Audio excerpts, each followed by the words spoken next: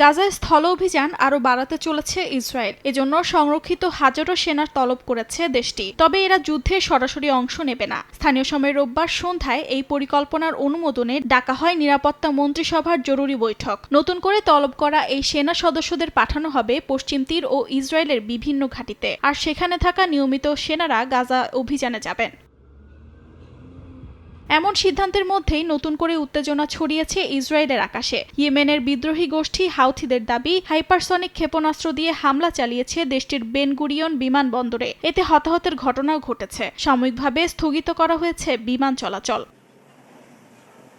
এদিকে সিরিয়ার presidential palace লক্ষ্য করে ইসরায়েলের একাধিক হামলার প্রতিবাদ জানিয়েছেন তুরস্কের প্রেসিডেন্ট রিসেপ তাইয়েপ এরদোয়ান। বলেন, সিরিয়াকে আরেকটি যুদ্ধের দিকে ঠেলে দিতে চাইছে তেল আবিব। ঘোষণা দেন আঙ্কারা তা হতে দেবে না। তুরস্কের এই অবস্থানের প্রভাব পড়েছে প্রধানমন্ত্রী বেনিয়ামিন নেতানিয়াহুর উপর। তুরস্কের আকাশসীমা বন্ধ করে দেয়ায় আজারবাইজান সফরে যেতে চেয়েও পারেননি তিনি। এমন উত্তপ্ত পরিস্থিতিতে মধ্যস্থতাকারী কাতারকে প্রকাশ্যে আক্রমণ করলেন ইসরায়েলের প্রধানমন্ত্রী নেতানিয়াহু। দাবি করেন কাতার উভয় পক্ষের সঙ্গে খেলা করছে। তবে অভিযোগ প্রত্যাখ্যান করে কাতার বলছে ইসরায়েল রাজনৈতিক ও নৈতিক দায়িত্ব পালনে ব্যর্থ।